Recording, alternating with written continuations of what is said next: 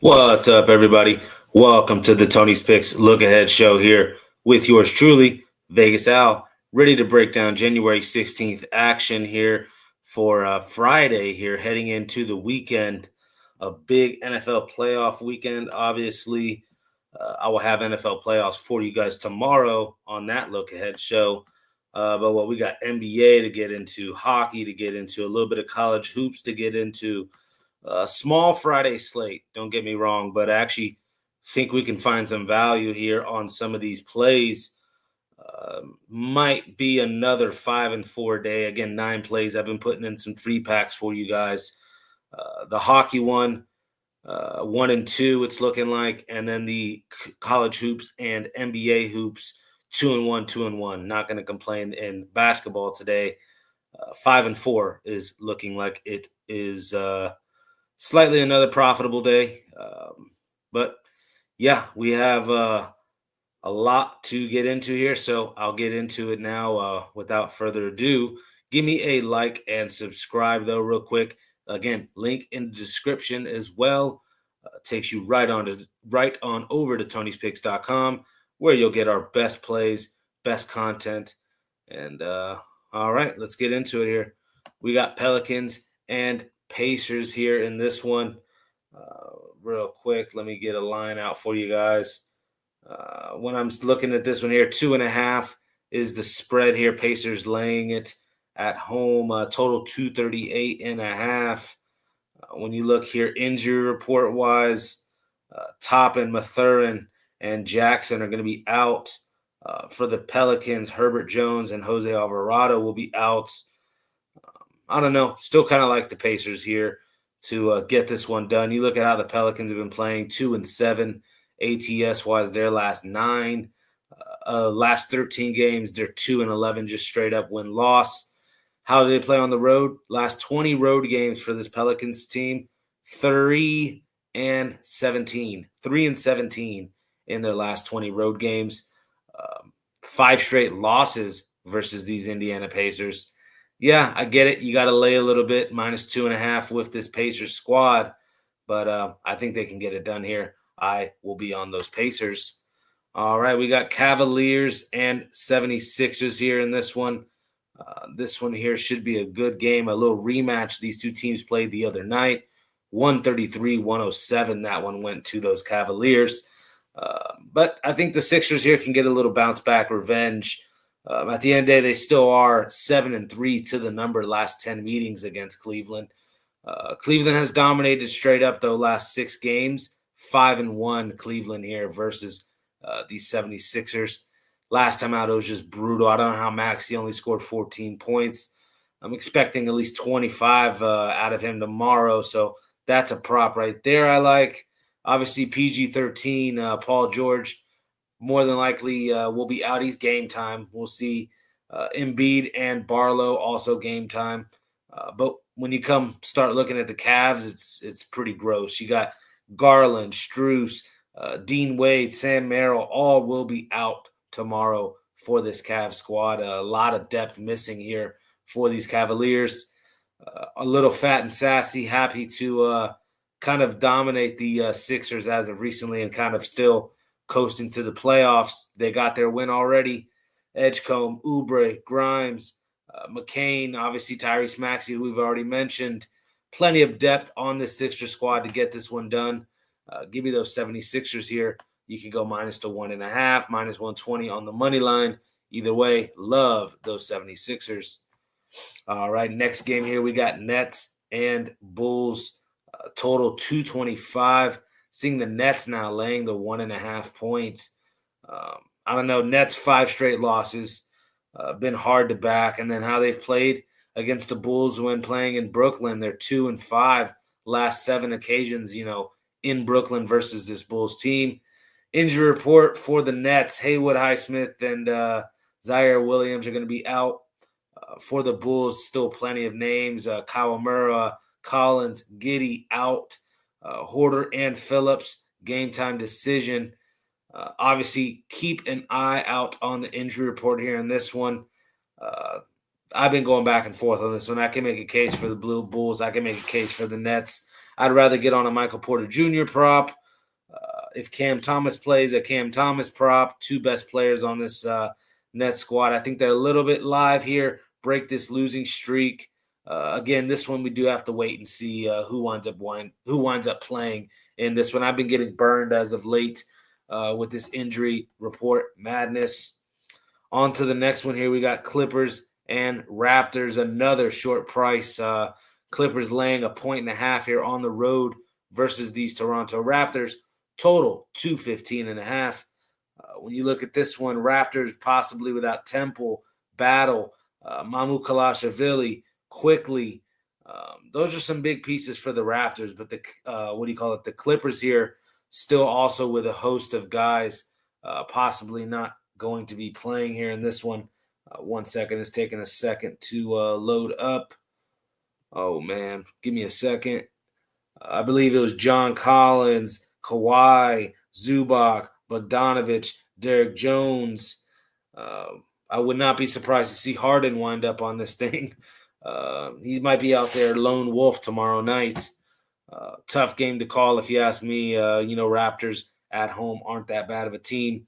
This is probably a prop game. I like Scotty Barnes props. He's been near a triple-double last couple times out. We'll take the over 38.5. I'll probably go up to on his points, rebounds, and assists. And I don't know. James Harden plays. I'll take the over 38.5, expecting both of those numbers around there on the points, rebounds, and assists for both of those two players. All right, 1 second. Let me pull up this next game. We got the Timberwolves and Rockets here in this one. When you look at this one, I'm seeing the Rockets laying 3.5, total 223.5 at home here. When you look, T-Wolves a little bit in the rest advantage spot. Houston on this back-to-back. Lost again here to the OKC Thunder here tonight. No Finney-Smith, no Eason.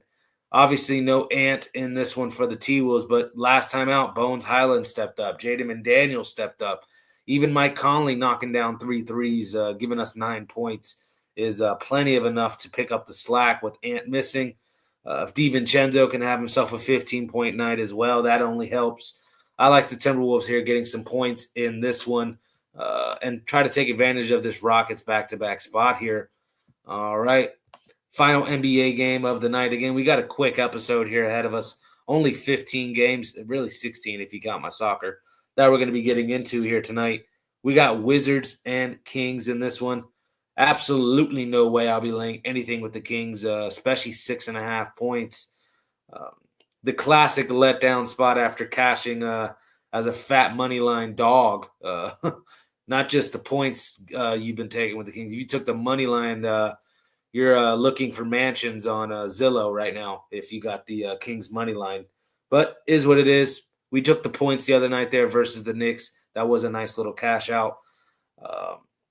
Injury reports ugly here on both sides. Whitmore, Middleton, Koulibaly, Vucevic, obviously Trae Young still out for the Wizards. Sabonis, Stevens, and Murray out for the Kings. Kings, again, playing some good basketball. Don't get me wrong. How much interest do they have in beating up on the Wizards? Wizards have been dreadful as of late, not covering anything. Lean to the Wizards, though, getting some points here versus Sacramento. I can't stomach it laying 7 points pretty much with the Kings. All right, we got Sharks and Red Wings here in this one. Let me pull up the line here. I was expecting Sharks to get fat plus money. If I can find it. Jesus, what's taking so long? One sec. Yeah, there you go. Red Wings minus 215 favorites. Again, you're getting almost plus 185, plus 190 with the Sharks here.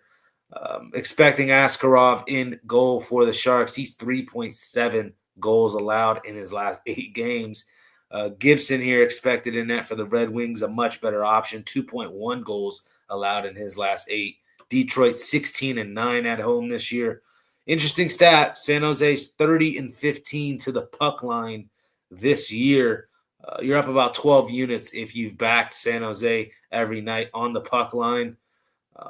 I don't know. To me, still kind of leaning, fading that and going to the Red Wings here and what I simply just think is the better team.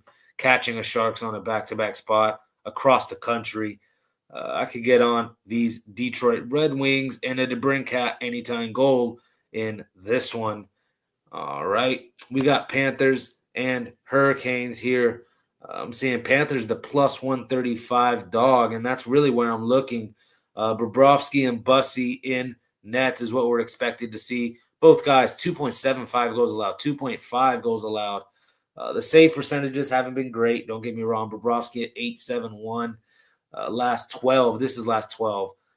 Bussy 8.98 last 12. Slightly better. You look at the recent history, 8-2 are these Panthers in the last 10 meetings versus Carolina. Panthers also playing well on the road as of late, an 11-3 road game run for these Panthers. 5 straight wins in Carolina for these Florida Panthers. Obviously dates back a couple seasons now. Panthers 2 wins already this year versus Carolina as well. Looking for the series sweep, get those brooms out. I'll be on those Panthers here, plus the 135. We got Lightning and Blues in this one. Expecting a great goalkeeping matchup here. At least the way Hoffer's been playing as of late, his last 10 appearances, 2.4 goals allowed, a 9.13 save percentage. You look at Vasilevsky doing normal Vasilevsky things, 2.2 goals allowed.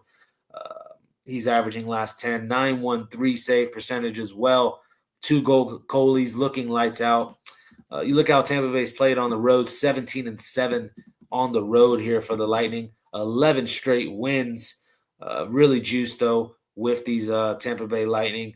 They already won 4-1 earlier. This was back in December 22nd, maybe about a month ago at this point, 3 weeks ago.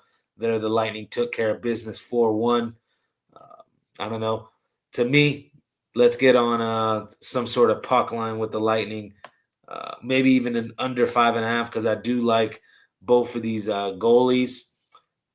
You could go the in regulation. Let me see 1 second. Yeah, minus 185 is the money line for the Lightning. So this is probably a minus 140 in regulation for the Lightning. But yeah, I'd be on the Lightning here in this one.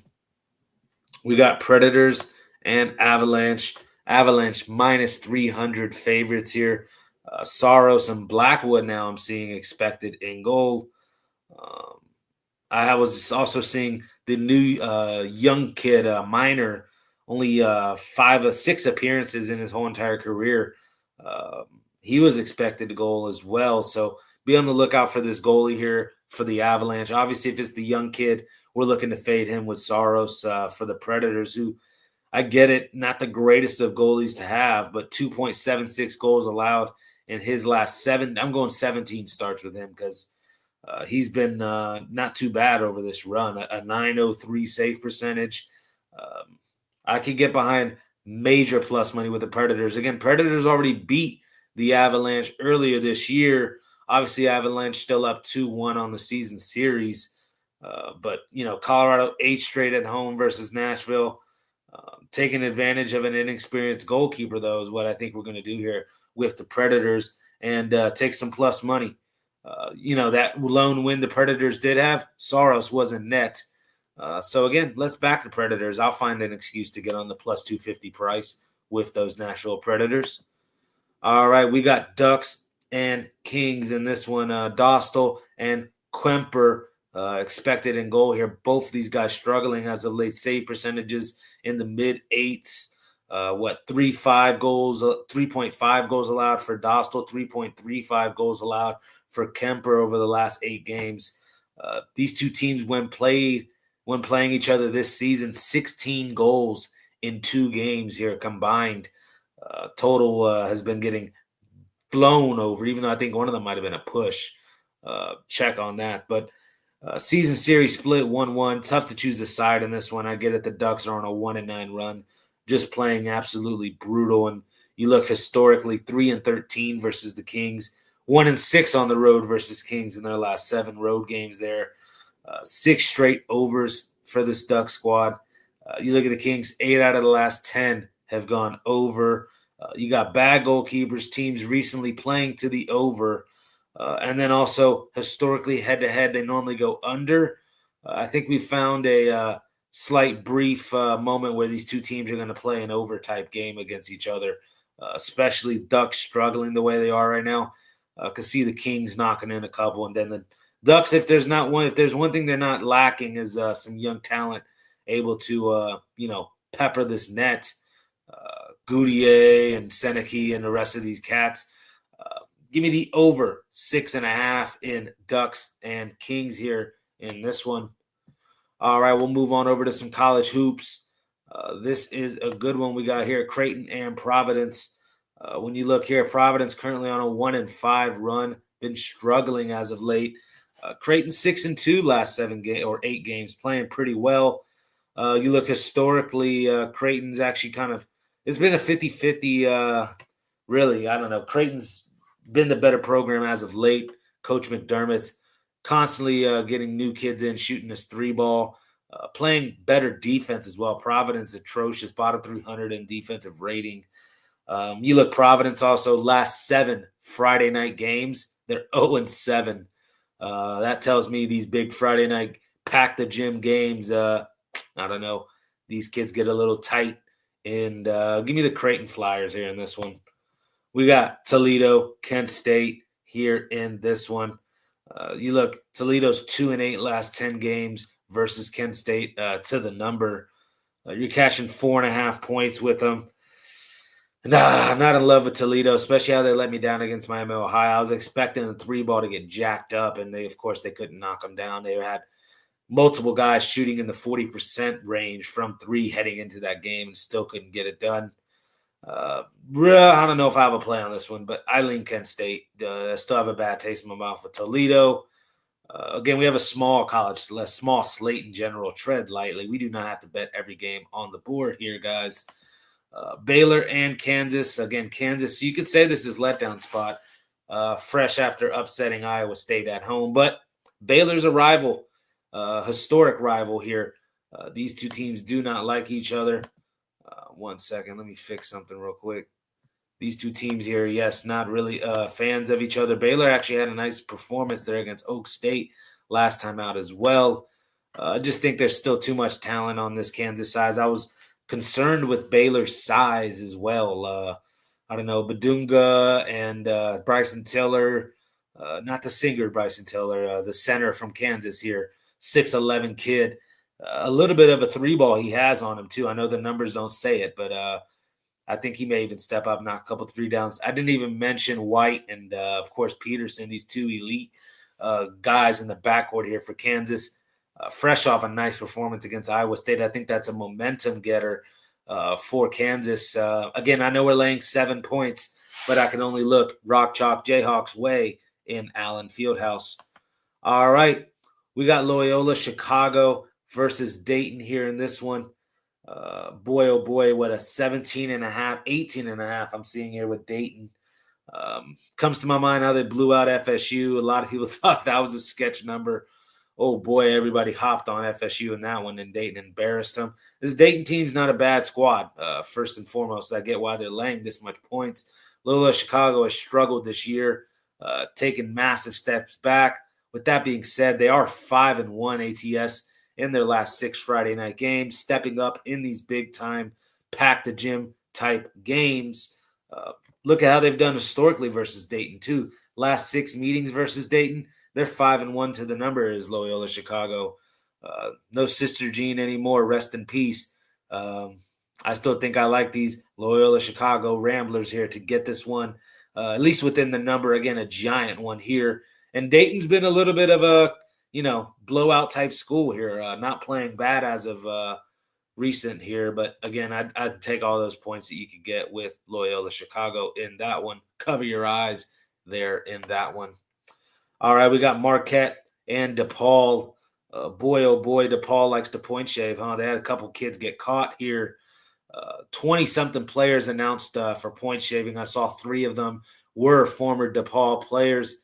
That explains a lot why they went 0-20 in the Big East there a couple of years back. Wasn't all just the lack of talent that we were perceiving. It was point shaving. So for those of you that don't like to say these games aren't rigged, maybe you might want to reconsider this. Get on the right side of the rig. That's my answer to that. Find out who's shaving these points. LeBron likes to shave. We know that. So that's beside the point. Let me get back on track here. Marquette 0-5 on the road this year. Obviously, the shooting numbers are atrocious. Really, the only guy they have is this Chase Ross kid, and he hasn't even been shooting the ball that well either. Almost 28% from three this year for him. Marquette 0-8 when priced as an underdog their last 8 occasions. We got DePaul here as the short 3.5-point favorite. Lay it with DePaul here. I thought I'd never say that in my lifetime, but that's how bad Marquette is this year. So we're on DePaul here in this one. We got Ohio and Ball State. Ohio laying the, I thought 3 I saw. Let me double check this. 1 second. I don't want to give you guys something. Well, why can't I find the game now? 1 second. This one was one I was liking too. Yeah, it's 3.5, total 146 here, Ball State, Ohio. Ball State just, on a 1-8 run, last 9 games, not playing well. 9 straight MAC conference losses out of this Ball State squad, obviously dating back to last year. Ohio, though, 9-1 as well, last 10 meetings versus Ball State, 9-1 to the number. We're laying a short price here. Got no problem going to those Ohio Bobcats here, minus the 3.5 in this one. All right, final college hoops game of the day. We got Colorado State, Boise State. Still no Kyle Jorgensen. We're waiting to see if he will play tomorrow. Game time decision there with a bone bruise in his knee. He sat out the last 5 or 6 games, I think, here. Didn't play against UNLV, didn't play against Fresno State. That's the last opponent. Colorado State dropped it there against Fresno State, a team I'm not impressed with really this year. You look Colorado State also in recent history. They're 3-10 when playing in Boise last 13 occasions. They are on a little 5-2 ATS run, though, versus Boise State. Also a 12-4 ATS run versus the Mountain West. Obviously, that dates back to a lot of last year versus with Nike Clifford and, that Colorado State Rams squad that was kind of good last year. I'd say they've taken a step back, but Boise State's not that good as well this year. I'm sorry. 1-5 in their last 6 games. When you look, they're 2-6 ATS-wise as a favorite. Notably, I know this one didn't have a line, but the Hawaii Pacific game in the beginning of the year was writing on the wall to not touch Boise State ever. I won't be touching Boise State here at all. I love Colorado State plus the points. Obviously, we want Jorgensen in there. Colorado State not playing well without him. But I think even if he happens to not suit up here, Boise State's that bad. I'm not laying anything with them. I don't care if they're at home. Give me Colorado State here in this one. Final game, little soccer action here in La Liga. We got Girona taking on Espanyol. When you look here, Espanyol on their own home pitch here in this one. The better team this year in the La Liga, 10-4-5 here. 10 wins, 4 losses, 5 draws. For those of you that don't know, Girona, 5 wins, 6 losses, 8 draws here. Girona is one of these teams at some point sometimes they score 5 goals in a game, and then the next time they're 0-0. When you look last 5 games head-to-head, Espanyol is actually winless here. 0 wins, 2 losses, 3 draws last 5 meetings versus Girona. All of these since 2023. But what gets me on Espanyol is they clearly are the better team this year. I think they want to prove this here versus Girona, a team they've struggled against in recent history. You look at the goal difference this year. Espanyol here +3 in goal difference. Girona -18 in goal difference. That's grody. La Liga goals allowed. Espanyol only 20 goals allowed so far. Girona, 34 goals allowed. Again, they like to play real fast pace. Espanyol might slow them down. I think they win themselves a 1-0, 2-0, 1, not 1-1. We don't want 1-1. 2-1 type game at most. Low-scoring affair is what I'm trying to say. Espanyol gets it done here. And what I thought they'd be around -140. We're getting -115 on the money line. Again, soccer money lines are dangerous because the draw gets you. Double chance is going to be ridiculously juiced. That means if you take double chance in Espanyol, it's super juiced, -300 probably. But draw or Espanyol can make you some money. Again, I'm just going to stick to the money line here with Espanyol minus 115. They get it done here and finally get over the hump and beat Girona or Gironia. There you have it, guys. All the picks for the Tony's Picks Look Ahead show for tomorrow's action. Real quick, before I get out of here, I'll give you guys a little recap on how tonight went. It wasn't that bad per se. I believe we're going to go 5-4 again. We went 5-4 yesterday. We're waiting on a couple games to finish. This Knicks game comes to mind. I'm counting it as a loss. That's why I'm telling you 5-4. Let me see here. Let me see. Because I had a bad number. That's the thing. I took this last night. Let me double check. One second. Right. Yep, they're not going to cover even the new number. I took plus 3.5 with the Knicks. Ugly, grody, gross. And then Brunson winds up saying he's not going to play with the ankle injury that he, got. Brutally messed up their injury report-wise. It's been happening to me like this last week or so. I would suggest waiting as late as possible when it comes to betting NBA.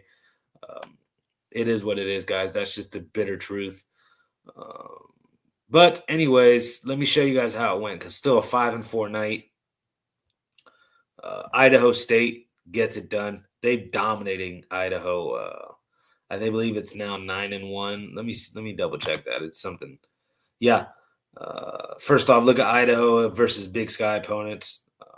1-9, 2-7 ATS. Yeah, brutal for Idaho State, or for Idaho. We love Idaho State. They've been dominating historically in that matchup. UT Arlington as well gets it done.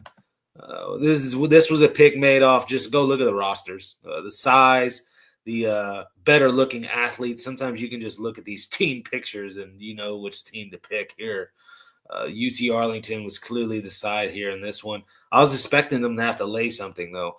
They probably would have not covered that -6 that I was expecting there. Look, the 56-52 score. But we were getting a 1.5 in this one. I was like, yeah, I'll take UT Arlington with 3 straight wins going into this one.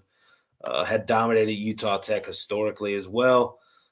A top 20 defensive rating team, this UT Arlington squad in the country.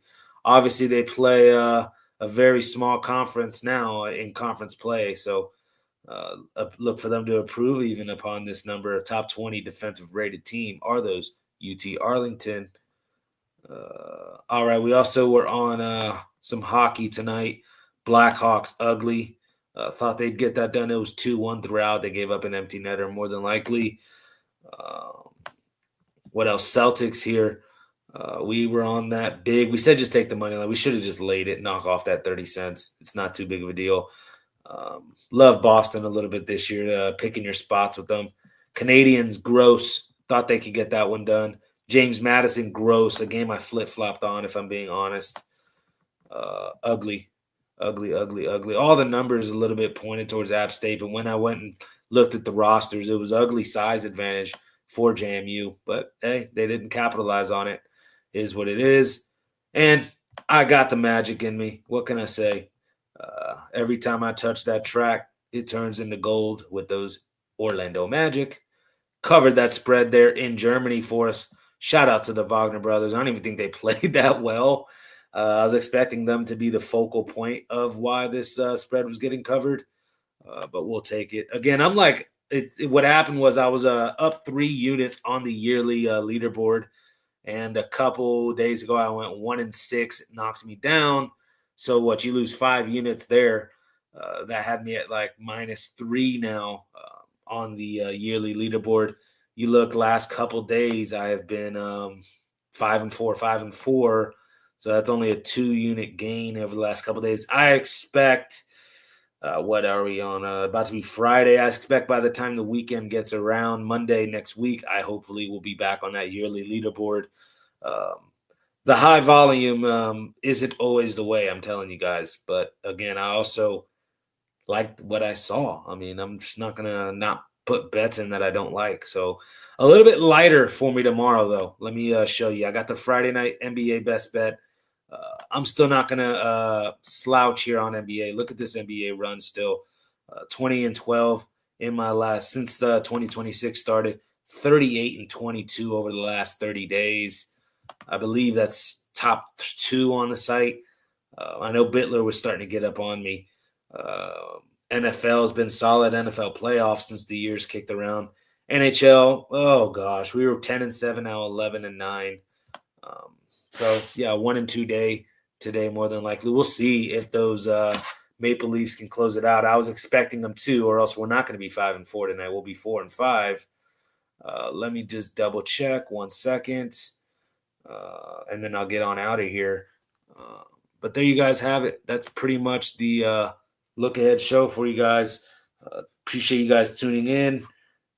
Let me double check this Maple Leafs game. Oh my God.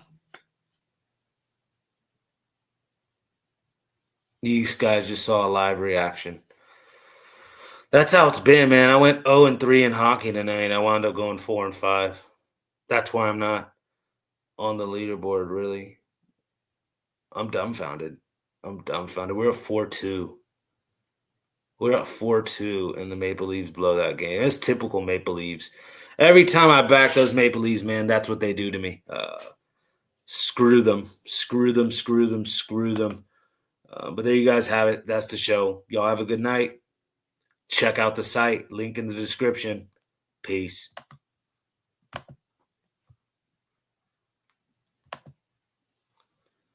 Shoot, 1 second.